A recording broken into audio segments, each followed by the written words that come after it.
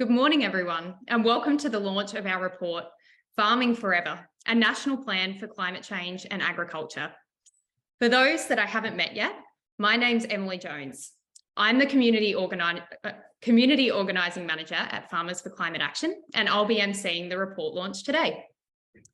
I'll begin by acknowledging the traditional owners of the land on which we work and the traditional owners of the land our guests and speakers are joining us from. We pay our respects to elders past and present. First, just some housekeeping. So we do use webinar mode, and this means we won't actually be able to hear or see you. So please put any comments in the chat. In terms of questions, our panelists will answer your questions that were pre-submitted in the webinar registration form. So let's kick off the webinar report launch. So for those of you who are new to Farmers for Climate Action and maybe haven't heard of us before, welcome. Farmers for Climate Action is a movement of over 7,700 farmers right across Australia. Our mission is to influence Australia to adopt strong economy-wide climate policies and realise a prosperous and sustainable future full of opportunity for farmers and farming communities. The Farming Forever report is the culmination of years of work towards a national approach to climate change and agriculture. And it's so exciting to see so many of you here today as we launch this report. We know this is something many of our farmers have wanted for a really, really long time. A big thank you in advance to today's speakers, Olivia Lawson, our chair, Charlie Prell, Dr. Kate Andrews, and last but not least, Senator Murray Watt. Also, a big thank you to all of the farmers and ag industry representatives here today who've contributed to the surveys and the various roundtables on a national plan that we ran in the lead up to this report. We are really grateful for your contributions. Now, to introduce our first speaker, Olivia Lawson. Olivia is the co-director and principal of Paringa Livestock, a diverse stud beef business running about 400 Red Angus, Black Angus and composite stabiliser cows close to the Murrindindi River near Yea since 2006. Olivia grew up in South Gippsland and studied ag science at Dookie in Victoria. Together with her husband, they're passionate about holistic grazing, best practice animal welfare and sustainable beef production, a focus that saw them achieve the Landcare Victorian Sustainable Farming Award in 2014. Today, Olivia will talk about some programs she's rolled out on her farm and will outline some of the work being done by the industry to reduce emissions on farm. So over to you, Olivia. Thanks, Emily. And good morning, everyone. Thank you for inviting me, FCA, to come along today. I've been invited to attend on the panel to provide some insights from a farmer perspective. So bear with me as I just go through a few things that we're doing on farm, as well as some programs that we've recently been a part of. So as Emily said, we operate a beef seed stock operation called Paringa Livestock in Victoria across 3 properties with a focus on breeding highly efficient and fertile genetics and a focus on soils, plants and animals and holistic approach. So our cattle, I'll go into them first really because they are the core of our business. So they're designed to be highly feed efficient, and we've been selecting for feed efficiency actually for over 15 years. We see that as a really important trait, and we also focus on fertility. So all our cattle must produce a calf each year unassisted and within a tight joining period. We also ensure that all the genetic traits that we breed for aim to maximise beef production. So we focus on moderate mature cow weights of our herd, the reproductive rate and fertility, as I said, calving ease and fast early growth to turn off animals as soon as possible and ideally off grass. And ultimately, the aim is to increase production and at the same time reduce emissions. We also are highly aware of the importance of market suitability. So a lot of our clients who use our genetics are the high performers in terms of MSA indexes and targets. So carcass data is really important to us as well. And as I mentioned, feed efficiency is an important focus. All our cattle are measured, so they're all recorded and a performance recorded on breed plan. as well as being part of a global analysis called dollar profit, which allows us to measure everything on a global scale and across all breeds, which is really useful. So in terms of on the ground activities, I suppose, that we've been conducting on farm to improve our ecosystem health and improve soil productivity, we have been engaged in some large-scale revegetation projects and fenced off all our waterways. We've put in reticulated water systems and split up paddocks to maximise our grazing systems. We've tried to protect as many old trees as we can and revegetate around those because of the intensity of our grazing. And also in terms of pastures, we've been utilising multi-species pasture mixes, both annuals and perennials, and looking at deep-rooted perennials to maximise carbon sequestration and long-term land use. We don't do any tillage, so it's all direct drill, and we have eliminated chemicals for the last 15 years. So we just use natural inputs where we can. Solar panels have been put on where we can as well on farm. And suppose I would talk a little bit about this on-farm emissions pilot program. So we've recently been amongst the first participants of the Victorian On-Farm Emissions Action Plan pilot program, which was through Agriculture Victoria. And the program supports around 250 farm businesses across Victoria to understand their on-farm emissions profile and develop an emissions reduction action plan and implement those recommendations. So the one-on-one in-person engagement with technical experts from AgVic throughout the program is helping us understand exactly what's possible on our property.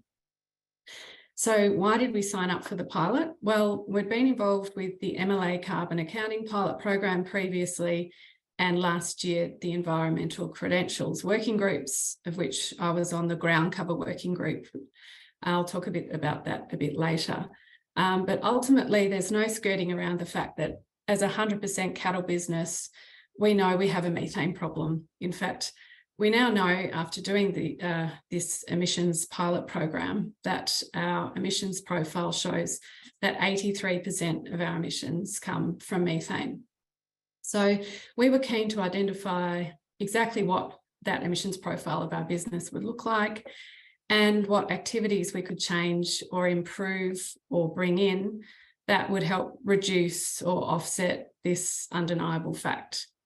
So that some of the learnings that we've just learnt recently, as we haven't quite finished the program yet, but we almost have, but some of our initial learnings have included the need for continual tree planting over time. So although we've been involved with revegetation projects, it's evident that we need a staggered age group of trees because the amount of carbon that's sequestered in trees declines the older they get. So that's been interesting. We also would be keen to install more solar panels on water pumps, etc. It's highlighted the need to continue to conduct independent and trackable soil testing that comprehensively over time. It also highlighted the need to continue to cull unproductive cattle.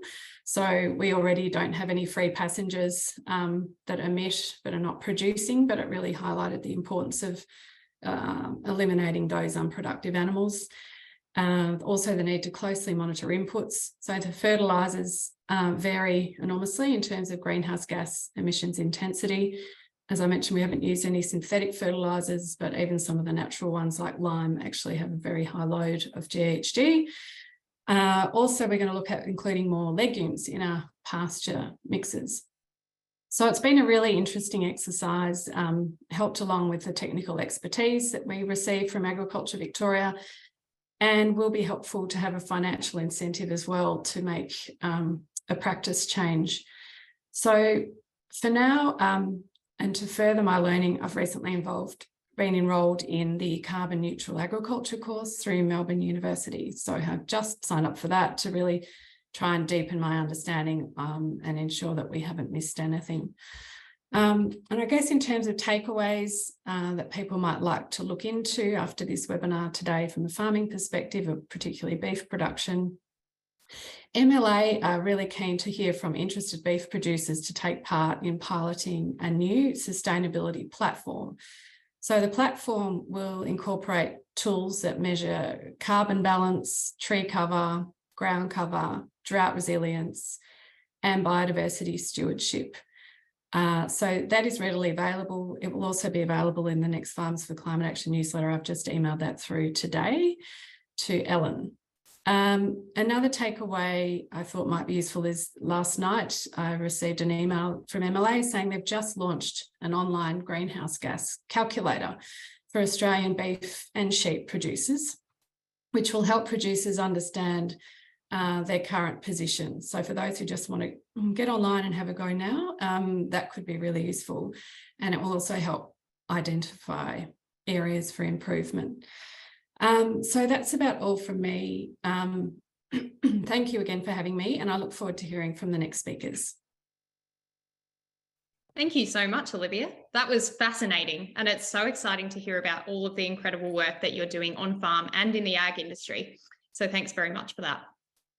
Our next speaker is Charlie Prell, a sheep farmer from Crookwell, an hour north of Canberra in the southern tablelands of New South Wales.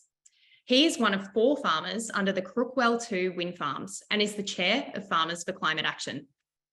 Our CEO, Fiona Davis, is unwell, so in her place, Charlie will speak about some of the process that led to the report and discuss some of the report's key findings. Take it away, Charlie. Thank you very much, Emily.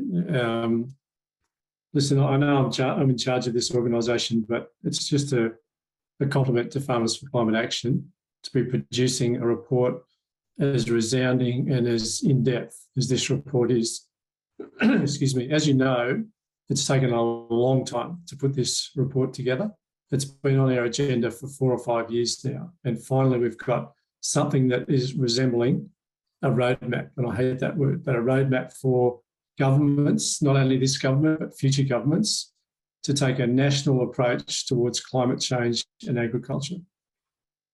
Firstly, though, I want to acknowledge that I'm from Gundungurra land, north of Canberra, in the southern tablelands of New South Wales. And I acknowledge their leaders, past, present and emerging. I want to thank the Minister in advance for being so supportive of this report, and he will appear later in the program to launch the report officially. The Farming Forever report. First, also, I'd like to commend Olivia to you all. Olivia, you're a great example of farmers that are reaching out, looking for knowledge to address climate change. And also, at the same time, unlocking the potential and the opportunity that reaching out for those solutions to climate change brings. So congratulations on you, and thank you also for appearing on our webinar. The Farming Forever report, as Emily said, is the culmination of years of work, and it's a national approach to climate change in agriculture. There is no national strategy for climate change in agriculture in this country. There is no national strategy for climate change in agriculture in this country. I'll just let that sink in. That's extraordinary to me, that we can have all sorts of strategies to address defence or whatever it is, but there is no strategy to address climate change, which all scientists now acknowledge is the greatest threat, not just to humanity, but to the planet, to all the little animals that we share and systems that we share this planet with. I also personally want to acknowledge the work that Claire Boyle has put in to developing this report. Claire was with us as an intern, as a volunteer, then as an intern, and then as a fully fledged employee of Farmers for Climate Action. She's recently moved into a more rewarding career. But Claire, you've done a great job putting the groundwork of this report together. In summary, the report, we surveyed over 600 farmers, and they were existing FCA farmers. There were new farmers to FCA. We also reached out to non-FCA farmers from key sectors and to industry players to put a comprehensive database together. The results of the report were striking. and formed the basis of this report and the recommendations that it produces. Firstly, this report calls for a national plan for climate change in agriculture. I think it's about time we had some sort of strategy to address climate change. And it produces sensible recommendations that are outlined in the report, and any government can pick those recommendations up and take them into future budget deliberations. The resounding finding from the report that I see is that the survey found that 93% of farmers are willing to shift to low emissions productions, but just 30% have had a practical experience and know how to do this. Olivia is obviously one of those. 30%. So there's 60% of the 93%, 60% of farmers who are desperately seeking information on how they can reduce their own personal emissions on farm. I think it's important also to mention the imbroglio at the moment about carbon offsets. It's really important for farmers to assess whether they want to keep their own carbon credits for their own use rather than selling them to somebody that's desperately looking for offsets to allow them to continue to pollute. The carbon farming in a high integrity market can produce huge benefits for farmers, but only 10% of farmers are growing and selling carbon. 70% say they don't understand the carbon market. 38% of farmers said they do not sell carbon because they do not know how to do it. Surely there's a role there for Farmers for Climate Action to play in the future as a Aussie Extension service. So to the report itself, since the 1990s, agriculture has consistently made significant contributions to emissions reductions. Acting on climate change provides opportunities, huge opportunities for agriculture to diversify income streams and to continue to innovate. And delaying action is a significant risk. It's a substantial risk to the long-term viability of the sector. We know as farmers that we are at the front line of climate change. As the weather systems get more fragile, more fractious, more floods, more droughts, more intense weather systems will affect farmers most. And we've seen such a great example of that over the last 4 or 5 years. But we've only warmed the planet to 1.3 or 4 degrees at the moment. The latest projections from the IPCC are we're heading for 2.5, maybe 3 degrees. It's not linear, that scale, it's logarithmic. So we have to be aware of the risks that we face by not taking action and the costs that imposes. To date, there is no national policy, as I said. State and territory governments are trying to establish their own legislative agendas, some better than others. It's time that this Federation of Australia had a national approach to climate change. The emissions reduction figures for agriculture are compelling. There's only a limited amount of support from government or from research towards reducing methane, towards reducing or absorbing carbon into soil or trees. So we need to fund practical on-farm extension programs. We do that for fertilisers, we do that for new crops, we do that for all sorts of new agricultural innovative systems. We need to do that for climate change. Maybe through RDCs, state governments, drought resilience hubs, land care networks, Farmers for Climate Action, farmer-led groups like us. We need to enable producers to understand and to measure and reduce their on-farm emissions. We need to have a language that farmers can understand that tells them exactly how they can reduce their emissions. That will produce resilient landscapes. And I'll leave Dr. Kate Andrews to talk about resilient landscapes. But resilient landscapes produce thriving communities and happy people. And those people will be farmers. So please read the report, download it, preferably get a hard copy, get Senator Murray Watt to sign it for you, or I'll sign it if you want. That's probably secondary to Murray Watt signing it, but we need to have this information distributed broadly across the farming community and the agribusiness community, not just farmers, agribusiness community in Australia. So I commend the report to you. There will be some questions later, which I'll leave to answer, but I'll just point out that agriculture has set its own targets, not as a commodity entity a whole, but as individual sectors of the agricultural community have already set their own targets. So I'll leave it at that. Thank you very much for giving me the opportunity to speak. Thank you so much, Charlie, for that excellent summary of the report. And thanks again to the more than 600 farmers who participated in the survey and the roundtables late last year, making this report as robust and insightful as it could be. Now on to our next speaker, Dr. Kate Andrews. Dr. Andrews is the CEO of NRM Regions Australia, the peak body for Australia's 54 regional NRM organisations. She's also a member of the Future Drought Fund Advisory Committee and works with the ANU's Fenner School for Environment and Society. Dr. Andrews will present on the importance of farm extension officers to support farmers to adapt to a changing climate and also access carbon markets. Over to you, Kate. Thanks, Emily. I'd like to start by acknowledging the Yuin people, traditional custodians of the land I'm joining you from. And I'd also like to thank Farmers for Climate Action for inviting me to speak. I think this is an amazing report. Thank you to the 600 farmers who contributed. Thanks also to Claire, and thanks Charlie for leading into my quick chat. So look, the reason I'm here is because on page 4 of the report, there's a recommendation there that talks about investing in NRM regions to employ a network of dedicated carbon farming extension officers. I think that's also just as relevant with regards to climate adaptation work and the sorts of work that we've been hearing about today. And that's partly because of this issue of the integration across all of these different factors. So look, I want to actually start by recounting a story that has really stayed with me. And it was at a workshop several years ago, just before COVID, and a farmer was presenting, a member of Farmers for Climate Action.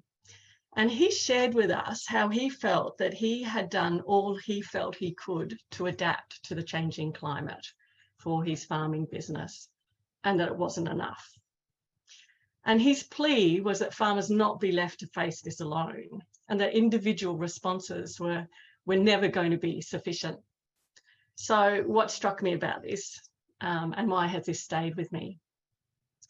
I think his honesty and his emotion in his presentation, but also the fact that no matter how resourceful or innovative farmers are and are going to be, we will need systems in place that support adaptation and environmental market participation, and renewable energy infrastructure planning, another hot topic that also interacts with all of these.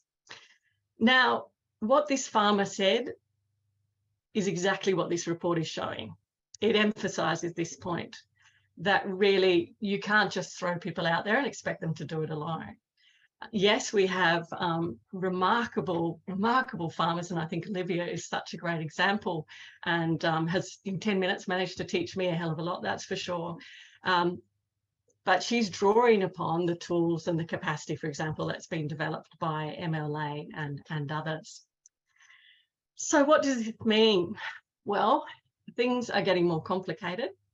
A change is speeding up, whether that change is the climate itself, whether it's technologies that are available, whether it's market expectations that are changing, whether it's data requirements.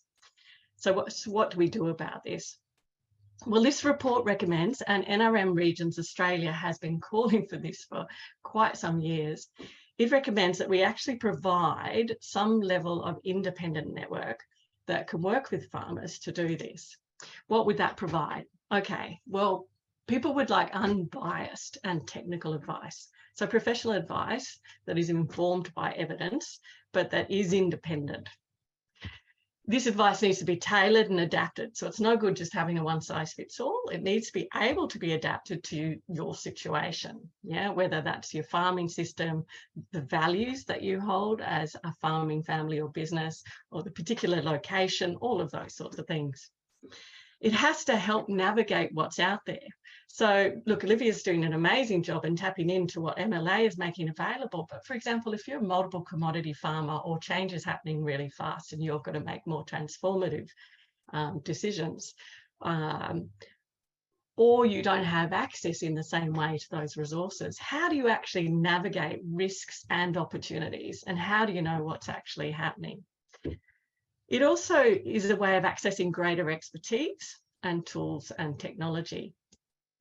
So for me, there's some really obvious reasons as to why we provide this. But also, I think when we start talking about carbon markets and environmental markets, there's an understanding too of just how tough that can be if you aren't fully informed. So for a market to work well, for a market to have integrity, for a market to provide supply as well as demand, you need good information for all of those players, yeah, particularly in newer markets. So it becomes really, really important to have that independent information available to people and that make sure it's relevant and accessible. But we also understand that people learn really differently. So you need multiple methods. So one-on-one is great and that sort of tailoring, but peer-to-peer learning is really important. Online tools are really important. And underlying all of this are some fundamental factors, which I think come up in the report and that we see in these sorts of conversations. And that's you need trust, you need continuity, no good having people just in and out in that churn, you need relevance. So all of those things underlie how you help with something like an extension network. The other thing I wanted to point out was all of this relies upon collaboration and alignment across multiple different organisations. So we've had several examples already in the last 20 minutes about different players in this field, whether it's the Rural Research and Development Corporations, whether it's state governments, whether it's universities, industry groups, corporates, NRMs, Landcare, etc. And so it becomes really important that we draw upon existing networks, build upon existing networks and draw upon that capacity as it's available, but align it so that you don't have someone having to pick and choose between all the different tools that are out there. Now, that's what we try and do with NRM, and we're doing it in different ways in different places right across the country. So whether it was been with the Carbon Plus Biodiversity trials that we've had to roll out quite quickly with the government, that showed just how useful it can be having regions and their extension help with farmers to engage farmers, help them participate, but also help them make those decisions, just as Charlie was saying. Do you sell your credits or do you keep them for your own business? We have some other fantastic examples. So there's examples in Tassie of working with farmers for salt marsh remediation and working with traditional owners as well to bring them in. Gulf Savannah NRM are just advertising a farm tech planning workshop. Northeast CMA in Victoria have just run a farming carbon workshop. North Coast Local Land Services in New South Wales ran a fantastic carbon farming trial, working with farmers to make sure that they got benefits and there were co-benefits for the environment. So that brings me to my final sort of point here that I want to make too, is this isn't just about the individual farm. Yes, that's really important. But if we are trying to make the change that we need for the environment as well as for climate, we need to be able to scale up. We need to be able to connect. So there are greater benefits that can be provided if we're understanding and working at a landscape scale. That landscape scale becomes really important and helps us emphasize and build up and aggregate farm scale actions. So for us, and it also helps support farm scale actions and ensure that people aren't doing it alone, but they're actually a part of a bigger system that's supporting that work and supporting that change.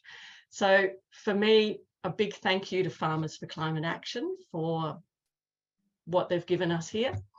Thanks for all your work anyway, and thanks for inviting me very much to speak on something that I am also very passionate about, and that I think regional NRM organisations right around the country are doing their best to help engage with farmers and ensure that we can make the changes that are required both for farming communities and for our environment. So thank you very much, Emily. Thanks, Dr. Andrews, for that wonderful presentation. The importance of farm extension officers is certainly something that our farmers have highlighted to us time and time again. So it was really great to hear you speak about that. While we wait for the Minister to join us, we might just head to a couple of questions. Oh, The Minister's just joined us. That's good to see. So now on to our final speaker, Minister Murray Watt. Murray Watt is the Federal Minister for Agriculture, Fisheries and Forestry. He's also the Minister for Emergency Management, positions he's held since June 2022. He was elected as a Senator for Queensland in 2016. Minister Watt is here to present on the opportunities that could be opened up by a national approach to climate change and agriculture. Over to you, Minister Watt.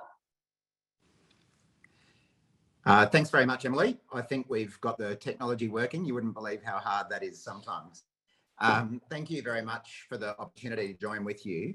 And it's a real privilege to have the opportunity to address you today as the Federal Minister for Agriculture, Fisheries and Forestry. Can I, of course, start by acknowledging the traditional owners of the land on which each of us is gathering today and pay my respects to elders past, present and future. These people, of course, are our first farmers, fishers and foresters, and they're people from whom we can still learn so much. 34 years ago, then Prime Minister Bob Hawke delivered a landmark speech on the banks of the Murray River. In that speech, Bob Hawke launched Landcare, the revolutionary centrepiece of a major statement on the environment. Bob began that speech by saying, "This morning's launch symbolises two realities about our environment. The first is that the damage being done to the environment is a problem for us all. And the second is that the solution to this problem is found through collaboration between all those who care for the land." Often in my travels around the country, I'm reminded of the former Prime Minister's wise words. I'm reminded of them when I listen to farmers telling me how a changing climate is already impacting their rainfall, their yields and their bottom lines. I'm reminded of those wise words when I see the price of fruit and vegetables rise every time we see a major natural disaster. And I'm reminded of them when I meet the farmers, the farm workers, the environmentalists, the land care and industry groups, the researchers, Indigenous rangers and more who are solving these challenges through collaboration. In 1989, the Hawke government's vision for agriculture had sustainability and collaboration at its core. In doing so, it tackled the environmental challenges of their time and set Australia's agriculture industry up for future growth. In 2023, the Albanese government's vision does likewise. Just like the Hawke government, sustainability is central to our vision for agriculture. And it's through collaboration that we will tackle the challenges of our time in a way that benefits farmers, our environment and rural communities. Now, collaboration was something that Bob Hawke encouraged when he brought the National Farmers Federation and the Australian Conservation Foundation together to form Landcare. And it's collaboration that our government has fostered to deal with a range of challenges our agriculture sector has faced since we took office, things like workforce shortages and the threat of foot and mouth disease. And it's collaboration that will help us manage the risk and opportunity presented by climate change in the agriculture sector. Working together to address the issues our agriculture industry and our environment face right now. Setting the industry up to meet the changing expectations of consumers and world markets. Protecting our land and water assets so they remain healthy and productive for generations to come. And growing our industry to secure a positive future for farmers, workers, rural communities and the whole nation. Now, I've spent my first 9 months as Minister meeting farmers, industry groups, unions, businesses, First Nations people and more, listening to their issues and ideas through a range of meetings and roundtables. And I want to thank Farmers for Climate Action for your participation in those discussions. Your organisation has given voice to the very real concerns of farmers and their suggestions on how to tackle them. What's clear to me from those wide-ranging discussions is that there is an urgent need to support Australian agriculture to become even more sustainable, that farmers are up for the challenge, and that we need national leadership to take this forward. You may have seen some reporting about my recent trip to London and Berlin to discuss trade and sustainability with my English and European counterparts.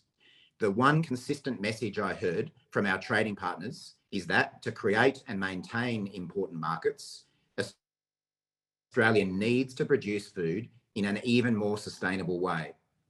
My message back to the people I met with was that on that front, there is bad news, good news, and better news. Now, the bad news, as all of you know, is that Australian farmers are already intensely feeling the impacts of climate change, whether that be through violent storms, intense flooding, or prolonged drought. ABARES modelling shows that over the last 20 years, changing season conditions due to climate change have reduced the average Australian farm's profitability by 23%. It's already hitting farmers' bottom lines. Now, the good news is that farmers and wider industry are already taking steps to lift their sustainability credentials. We should celebrate the fact that Australia's agriculture sector has led the way in our country in reducing emissions since 1990. Our red meat industry is committed to carbon neutral production by 2030, with pork aiming to get there by 2025. And farmers are increasingly turning to precision fertiliser techniques, improving soil practices, reducing water use, and introducing hybrid technologies to reduce fuel emissions. So industry is already forging a path and showing the way to the rest of the world. But the better news is that finally, Australia has a government that is matching industry's ambition. The decade of denial is over. A decade of inaction and government leaders sticking their heads in the sand in a way that simply held our agriculture sector back. In the Albanese government, Australian farmers now have a willing partner prepared to work together to meet this shared challenge. In our first year, we've started work, committing to things that were in the too hard basket or were made the subject of baseless scare campaigns. Of course, we've now legislated real national emissions reductions targets with real plans to get there. We've finally joined over 100 other nations in signing the Global Methane Pledge. We've invested $29 million in the Methane Emissions Reduction in Livestock program, and I'll have a bit more to say on the first exciting projects that are part of that program later this week. We've supported the NFF to develop the Australian Agricultural Sustainability Framework. We've provided funding to support Australian farmers demonstrate their sustainable farming practices, leading the way on developing a provable product claim that assures key export markets. We allocated more than $8 million in last year's budget towards grants for research into Asparagopsis and other feed additives to reduce methane emissions. We're helping farmers prepare for the next drought by investing $100 million each year through the Future Drought Fund for programs that support proactive efforts to build preparedness and resilience to inevitable future droughts. This includes investing in drought resilience products and services to make them more commercially available. We're working with farmers and land managers to ensure our soil's sustainable use to meet today's needs without compromising the needs of future generations. And in consultation with state and territory governments, we've taken the first step in rolling out our commitment to livestock traceability, a $46 million investment in improving the sustainability and provenance of the industry. We're also taking decisive action to tackle the threat of established pests and weeds by investing in targeted programs, as well as our research development corporations, which do so much work in this space. Now, all of these things have been done in collaboration with farmers and the wider agriculture sector. I think that's not a bad start for the first year in office. But in 2023, I want us to build on these early steps. I want us to bring this sustainability focus to the whole agriculture supply chain, to act on some of the long-term opportunities that can catapult this industry even further forward. Key to that is national leadership. And to that end, federal, state and territory agriculture ministers resolved to make agricultural sustainability one of our shared national priorities at our very first meeting after the federal election. That's a far cry from the situation that came before, where ministers were not even permitted to raise climate change for discussion about agriculture. And today, I'm very pleased to tell you that those ministers, myself included, have agreed to develop a national statement on climate change in agriculture. This national statement, a first for Australia, will present a broad and unified vision for the agriculture sector and will demonstrate that all levels of government are committed to supporting the sector to sustainably manage the impacts of climate change. This statement provides an opportunity for real and genuine collaboration with industry and state and territory governments on this shared national challenge. An opportunity to acknowledge and showcase the work the sector, including your members, is already undertaking. This is the kind of national leadership that farmers and the wider industry have been looking for. I know that from my visits to farms, meatworks and grain terminals around the country. We also know that from the surveys conducted by Farmers for Climate Action. Those surveys tell us that most farmers want to take action on climate change by trialling new technologies, products, farming practices, if it will benefit themselves and the environment. But those surveys also tell us that most farmers haven't been involved in that sort of adaptation and extension, and that one of the main reasons is that they lack the information on how to do it. This bridging role between the desire to act and actual on-farm uptake is something that government, along with trusted partners, can assist with. I'm in discussions with my ministerial colleagues about how we could do that right now, along with a range of other issues of relevance to this topic too. We're also working on ways to help farmers develop new income streams through good environmental stewardship. What farmer doesn't want their hard toil to be rewarded with more money? And I think we can do that with a bit further policy development. Just in conclusion, on the banks of the Murray that day 34 years ago, Bob Hawke said that through the cooperation of all Australians, we can seek a sustainable future. Likewise, in the ag sector, by listening to each other, collaborating and cooperating before taking decisive action, we can tackle the big issues and achieve our lofty goals. My focus as Minister will continue to work in partnership with industry, farmers, the whole supply chain, to ensure that change and challenges are tackled in lockstep.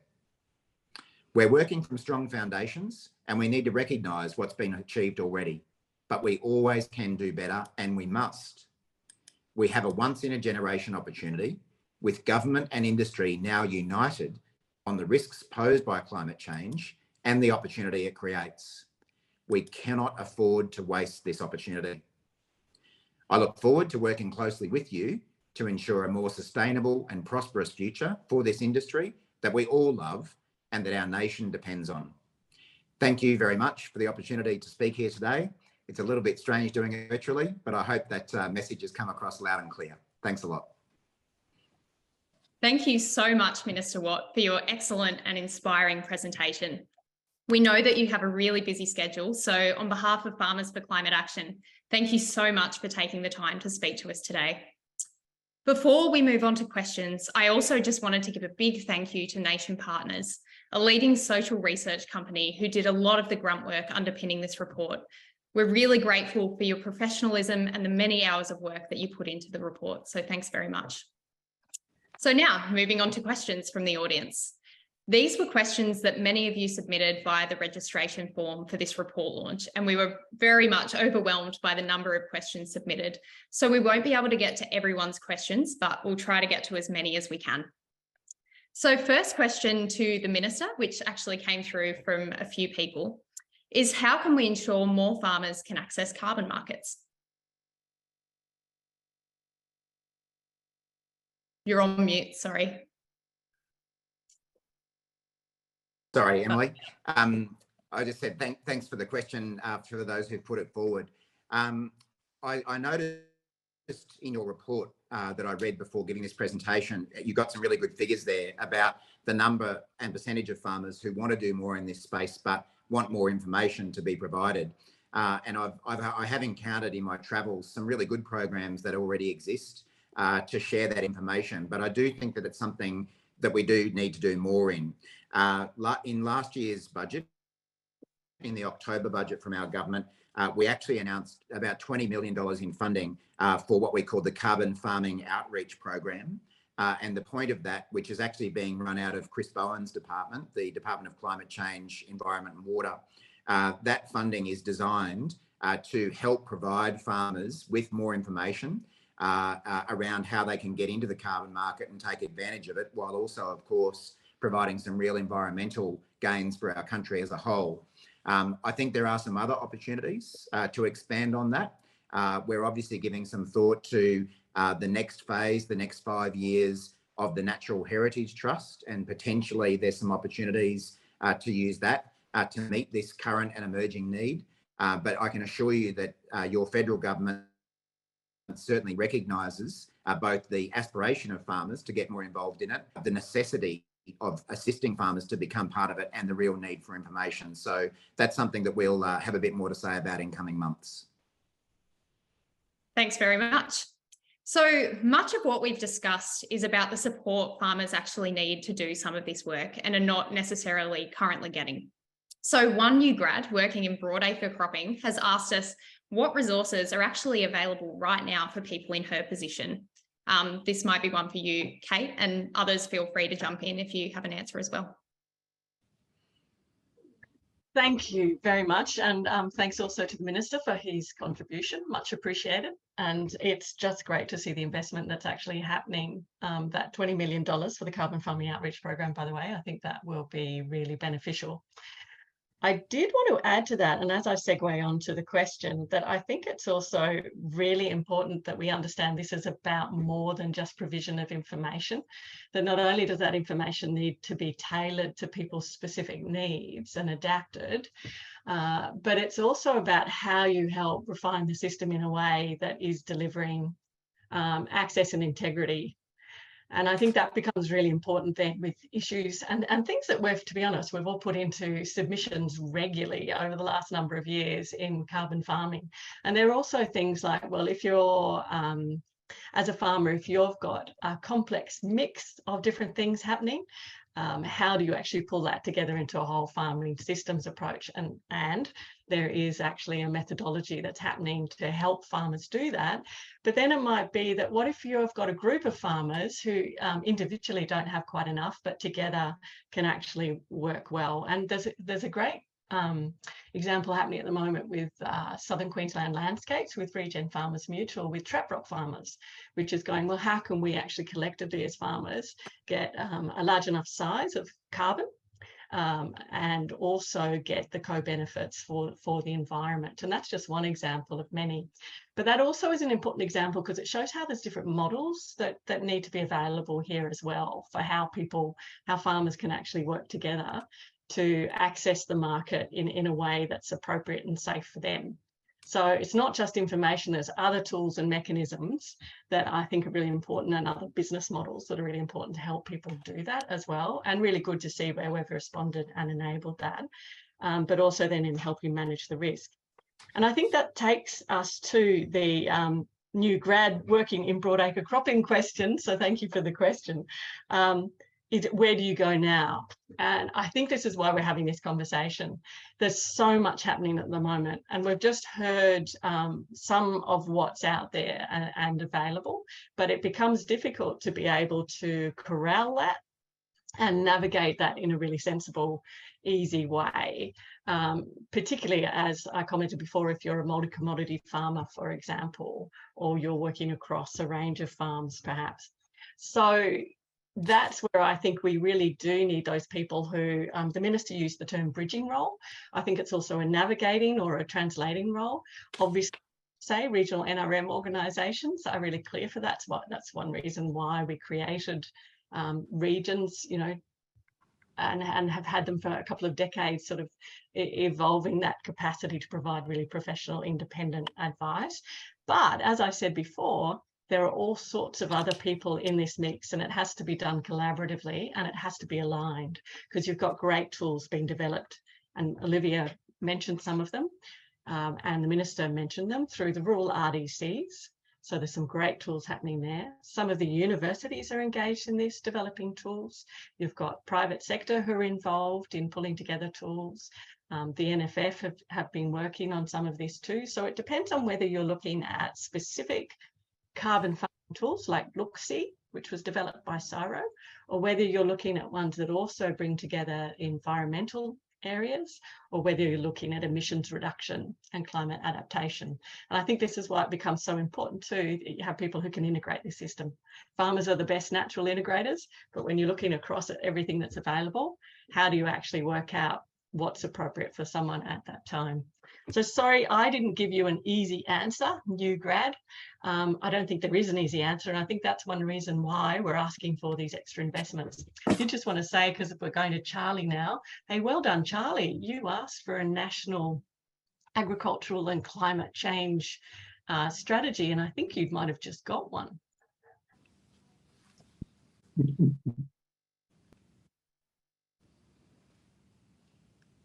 Charlie, did you want to say something, or should we move on to the next question? Just very quickly, just a blatant plug for Farmers for Climate Action.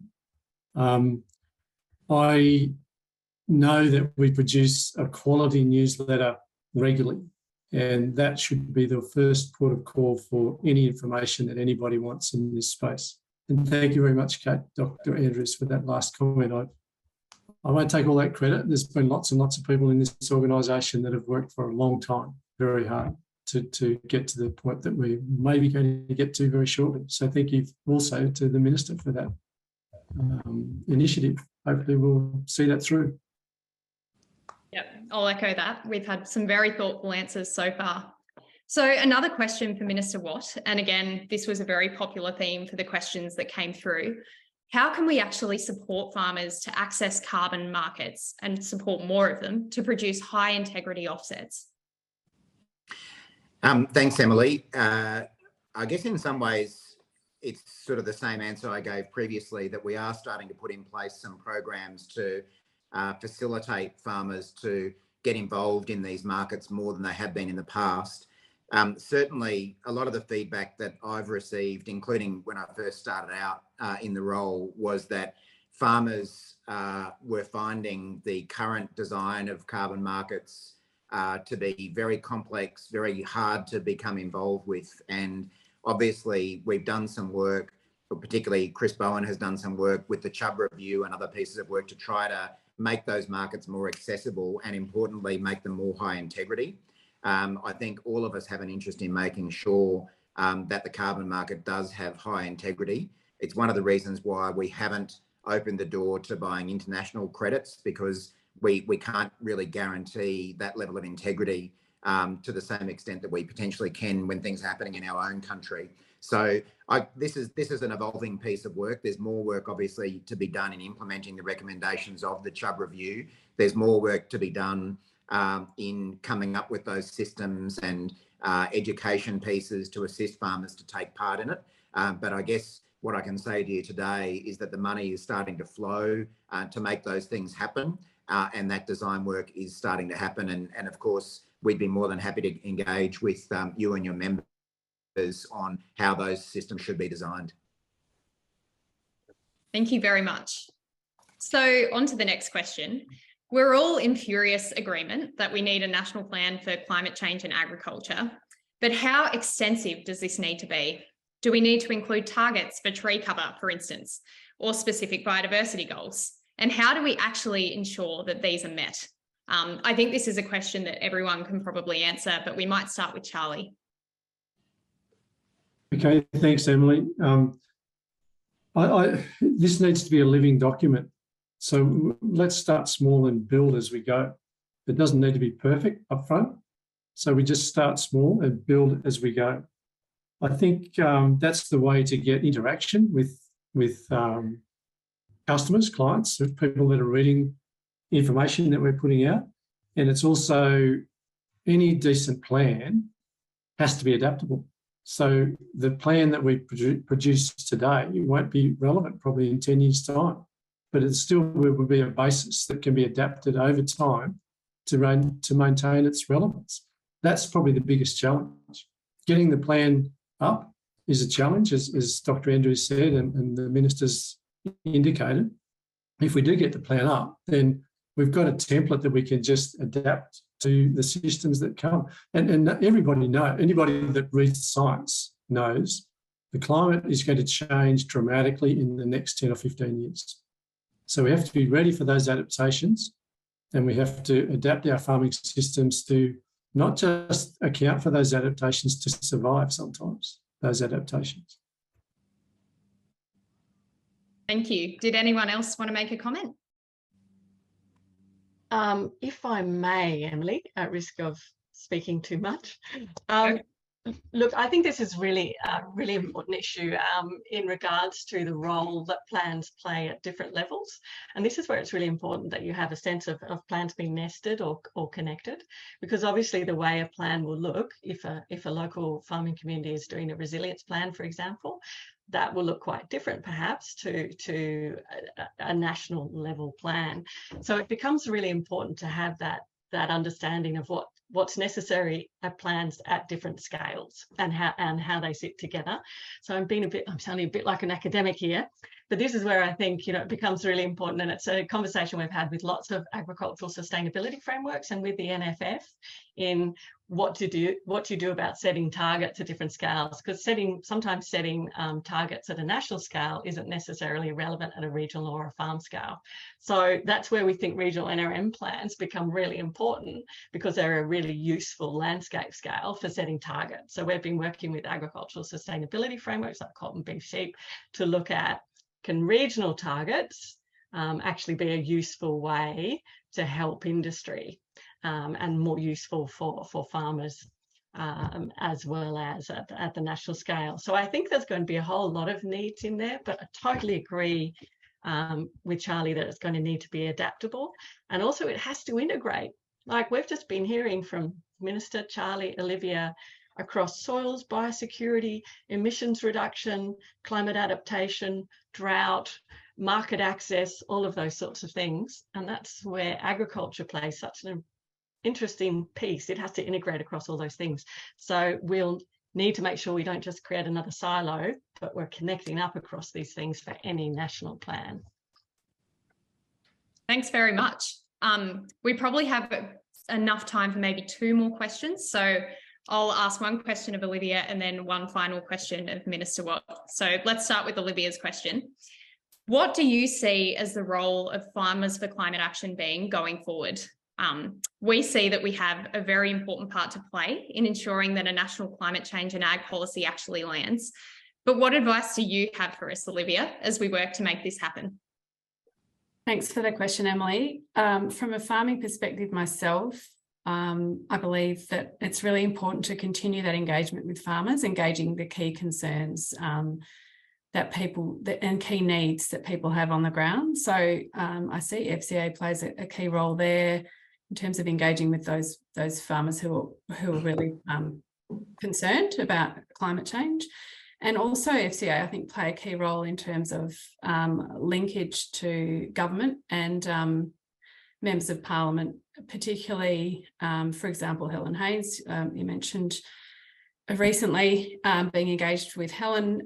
So MPs that are out in the regions who also have a very good understanding of what communities need.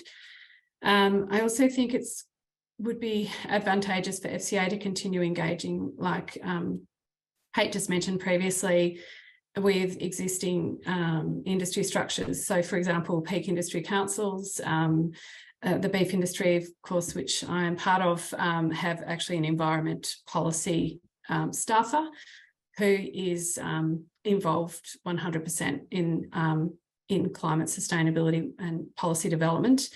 So I think that's also really important, just so that there's alignment there of policy priorities as well. And I think FCA, there could be an opportunity there to act as sort of a one-stop shop portal online. I know you're already doing that with your newsletters, which is fantastic. But I think there could be opportunity there to extend that to provide access on like grant opportunities for farmers. So I know myself, I find it very hard. It's just the World Wide Web is enormous in terms of where you can actually easily find opportunities if people wanted to do some on the ground works or access some financial incentives to, make either practice change or put in some capital improvement like solar panels. So from on the ground works. I think that would be really important. Also, perhaps providing all the links for, carbon biodiversity markets. Farming for the Future is doing amazing stuff at the moment in terms of developing national data framework on what's happening in soils and businesses and profitability, and linking those links to the NRM regions, of course, and land care groups, and opportunities through various regions as well.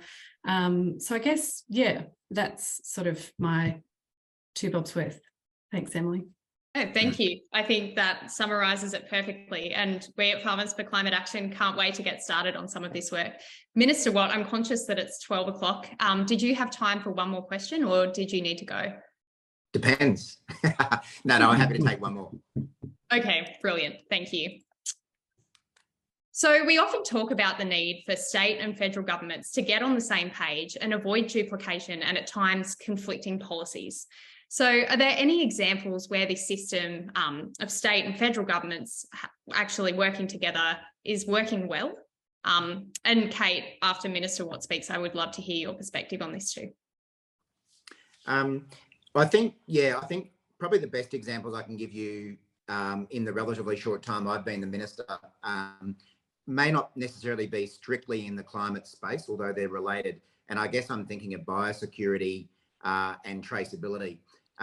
It was about my 5th week as the minister when foot and mouth disease got to Bali, having been in Indonesia for some time before that. And that was a massive wake-up call, I think, for the entire Australian community, not just the agriculture sector, about the level of biosecurity risk that we face these days.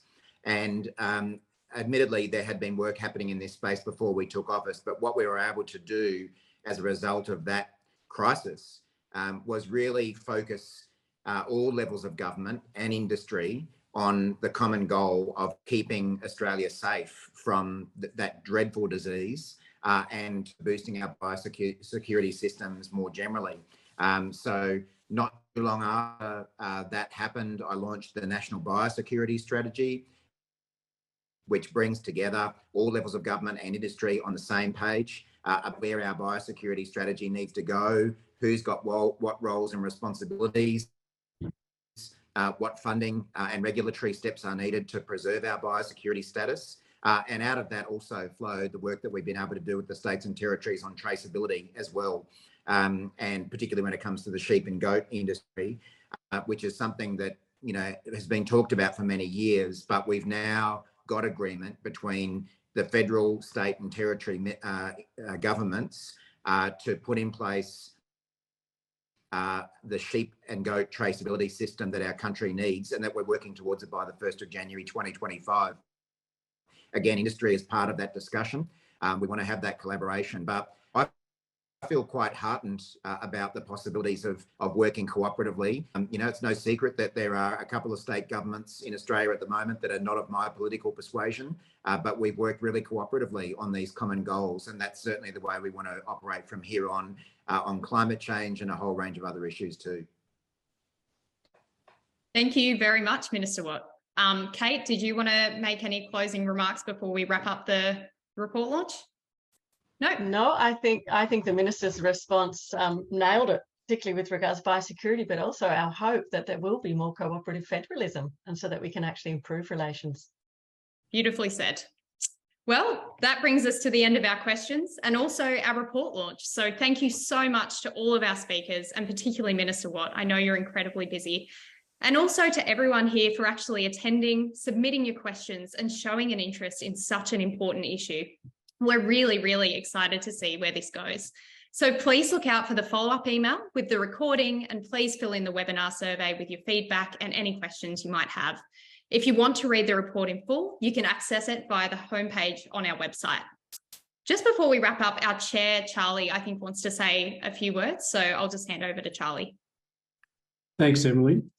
Firstly, I just want to commend non-partisanship. We are absolutely non-partisan, and any solutions that we implement in relation to climate change will have to be bipartisan at least, if not multi-partisan. It's really important to talk about the issue, not the politics, and that's where we got lost over the last 10 or 15 years in this country. Farmers for Climate Action is absolutely a vow to be non-partisan.